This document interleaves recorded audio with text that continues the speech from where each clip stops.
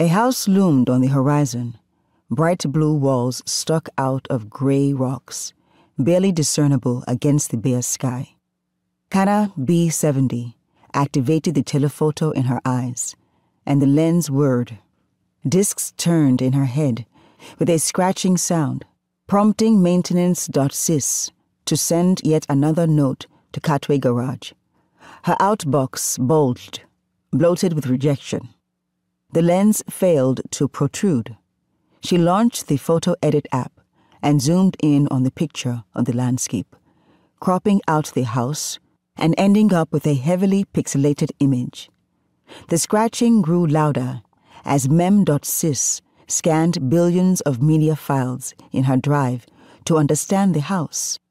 It appeared circular, with a cone-shaped roof, much like the peasant huts in some of the photos she had, dated 500 years ago. The late afternoon sun bounced off its roof, and she thought she could smell the paint. In contrast, recent pictures of buildings had roofs that were too rusted to reflect any light, if any roof remained at all, and walls bled bare of paint. She searched the pixels around the house for evidence of a civilization that maintained the property. Nothing.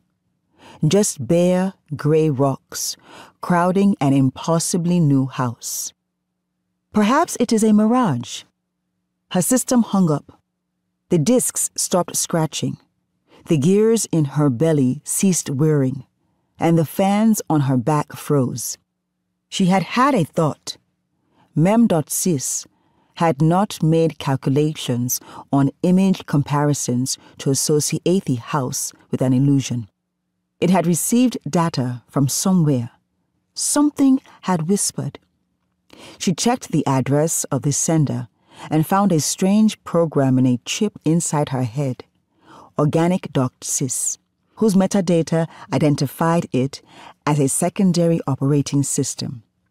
It had become corrupted and, exactly 50 years, 8 months, 24 days, 6 hours, 40 minutes, and 5 seconds ago, had stopped functioning. Organic.sys sent another data packet to autocorrect. Stopped functioning. Died.